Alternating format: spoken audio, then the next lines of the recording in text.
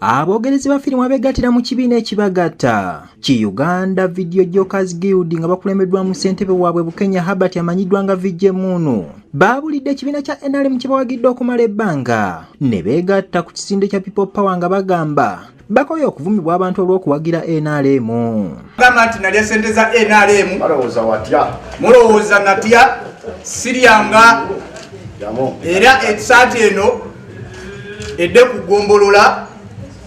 mpaka ng'ensonga zaffe zitunuddwamu. Vijje Munu agamba mwaka gwa 2010 nga twolekera akalulu basinkana omukulembeze w'eggwanga n'abawa akatambi bakogerereka muyambeko okumusagulira obululu era ne bakikola wabula nga yabasuubiza obukadde bw'ensimbi 5 ze bataafuna ne gye buli eno kati emyaka 9. Batuwa omulimu ne tusuubizibwa miliyoni 5 tugende tutambuze enjiri ya NRM ku butambi bwaffe. Abali eyo bonna obutambi babulaba NRM tugisomeseza abantu kampeni tuzikubye kino tewali atakimanyi.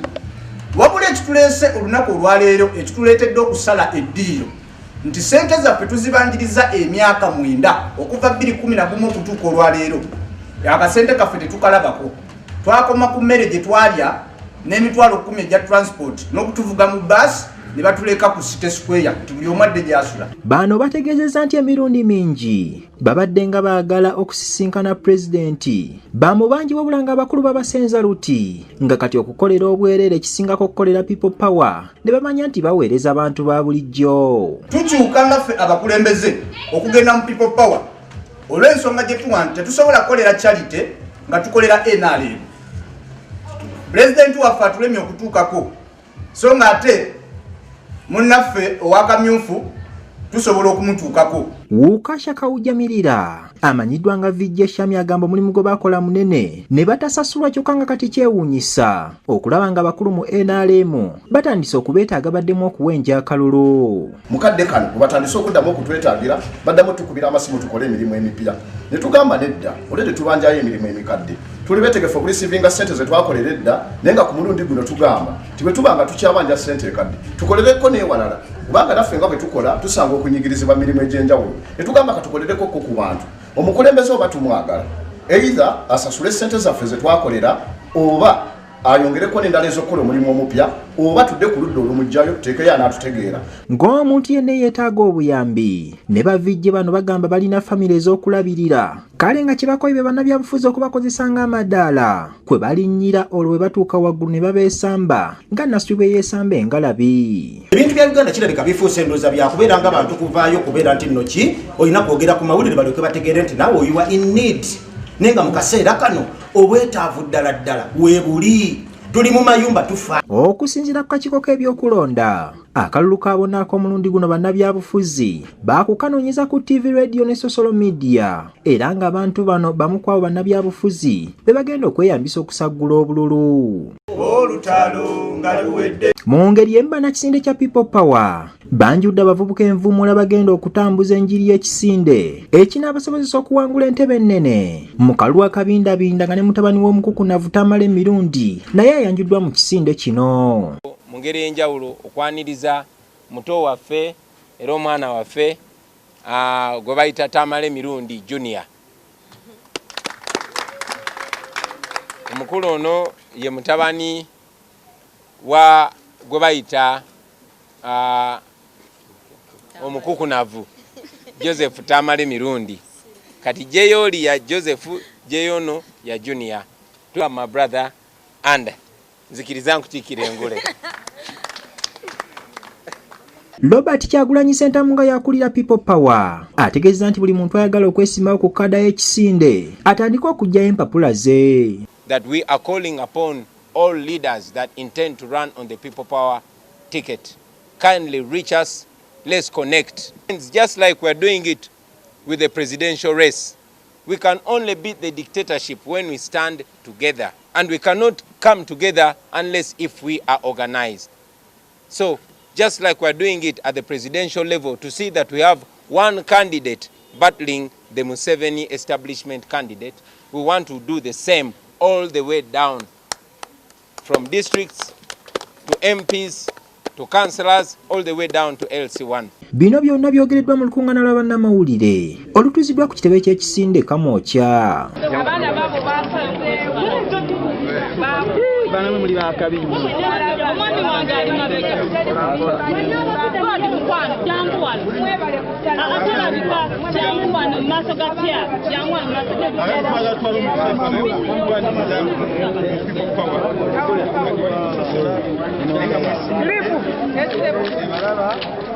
tubaniriza nnyo nsaba mwamulimu ebintu bijja bitwala ku sekurityeti y'entaaleero nnyo abatute bakkiriza mu Bobi Wine bakkiriza mu Kyagulanyi nsaba vaayo oyo naye gwali twagala bamba Our power, people power. Esaawa Kyagulanyi akutte ttooki okuba nti tuli mu olumbugo oluli mu ki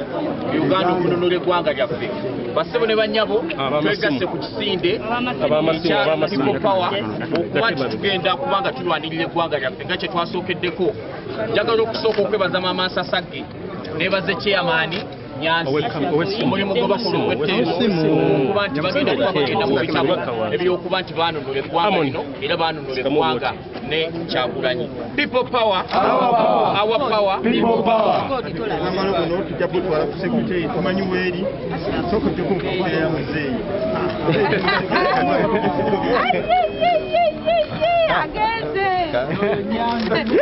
agenda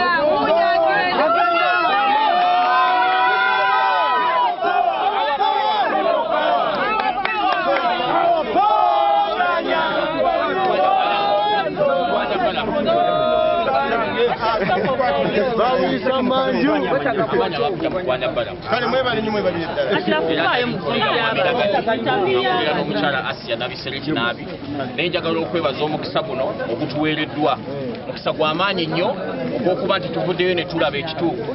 Mukisa gw'amaanyi nnyo ogw'okuba nti tuvuddeyo ne twegatta ku bannaffe abalumirirwa eggwanga lino era abaagala okutuula eggwanga nga Maama Nsasagge. Twagala okuba nga twebaza bannaffe abo bennyini be tuvuddeyo okuba nti naffe tubakubira omulanga bambi musobole okulaba musobole okuwulira n'amatu gammwe gawulire omutwe gammwe gusobole okukola obulungi. Bassebo ne banyabo kino kyekiseera yessaawa okuba nti tununula eggwanga lyaffe ate tutulwanirira okuba nti tuva mu mikono egy'abasajja bannakyemalira. Bassebo ne banyabo abazungu baatufuga emyaka 7 President Museveni atukuza emyaka 35 ng'akozesa amaanyi g'emmundu naye olwaleero tegakyali maanyi ga mmundu. Olwaleero tugenda kukozesa maanyi g'abantu, maanyi ga Kyagulanyi batukumanyabo. Twagala okwebaza Kyagulanyi olw'okuvaayo okununula eggwanga lino. Twagala okwebaza Maama Nsasagge, Bassebo ne bannyabo, Chairman Nyanzi, mwenna abatannaba kutunula kuzibula bannange tubasaba mutunule. Bamaama ne bataata mutunule, eggwanga linnyikiddwa. Bamaama tuli mu buwambe, abazungu batufuga emyaka 7 batufugira ku mmundu.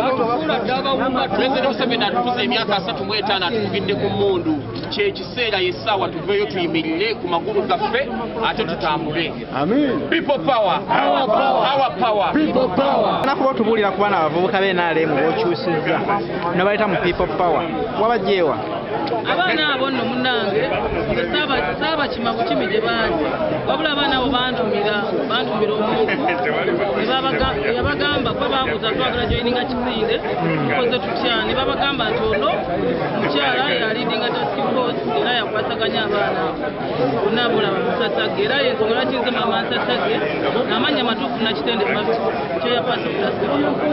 so kakati abaana omukyala yantukirira n'asaba bajje joininge ne bajja ne bandaba nakkiriza ne bandaba era bwe bandaba ne bansaba ne bagamba Maama Nsasagge tulabye ekkubo tulabye omusana twagala kwegatta ku kisinde tutambule wamu ne Honorable Kyagulanyi Ssentamu engeri gyakutte ettooki n'atumulisiza tulanga tukooye NRM tugikoledde ebbanga tetulina kye tufunyeemu era bambuli ensonga nyingi nnyo ne bagamba wano ashibaaga bamuwadde emmere nga batukopawa babe NRM abagikoledde emyaka yagenze bambi taliiwo so ne babanga balina okukosebwa kundi ekyala bagamba bakoledde nnyo NRM babaddeko bamane ba campaigning manager ne bagamba fine kandi bakama bange nendaba omukulu wa informal sector chairman Nyanzi tugenda ntwala president okutwala abaana omukulembeze n'abalaba era nakkiriza n'abagamba bajje abaanirize era abaana abo bali wano mu kwagala so silwakwa nti tetwagenze tubalimbalibwa ntibagamba basigatteko bo baalaba omusana bo bwe basalawo okujja mwabesiga okozi tosobola kusoma mutima gwa buli muntu naye okusinza ku byebalaze nti bo bennyini bibalaga bangi batugambye nti abaana bayinza okuba baagala bongerako valiyu baddeyo NRM bagule ekyo si ensonga yaffe kubanga bwe tunaatunulira ekyo bangi tujja bagobanga nga tulowooza ku mutima gwabwe so ffe twabeesiga kakati bakuya ku bbanga lye badde bakoledde NRM emyaka mingi nnyo gisoba ne mwetaano esa gwe balamuwa people power gw'osaggula n'oleeta era ssebo era gwe mulimu gwange bangi n'abakyalo obalabye bonna nkikwatira ddala waliwo enteekateeka nga bwe banjuliddwa eyokuba nti buli muntu ateekateko okwesimba ku kifo kyonna ateekamu okusabako wano ku proper movement akakiiko ak'enjawulo kagenda kusunsula kabeere nga tuvaayo ne kandidate omu ku buli kifo so tusuubira nti okuva etimba okwo kubeere nga bwe kuba nga kukoleddwa mu bwerufu n'obwenkanya omuntu yenna anaaba afuddeyo nga yateekeddwako ti aba atukiikirira tutegeeza tugendereyo yadde nga tuli bangi nnyo abaagala ekifo kati nga nze njagala ekyawumane empty Kampala district naye ngamba nti bannanga abajja mu reesi abalala senga ajja n'alaba nga akalulu kamukubya ageri akkiriza abeere emabega wano ate nange oli bwajja ne bagamba nti omulala yaze nkole ki mbeere emabega kugamba bwerufu bwokka mu kulonda abantu bano n'okubabeesinga n'ekirala tukubiriza bakandidate si bonna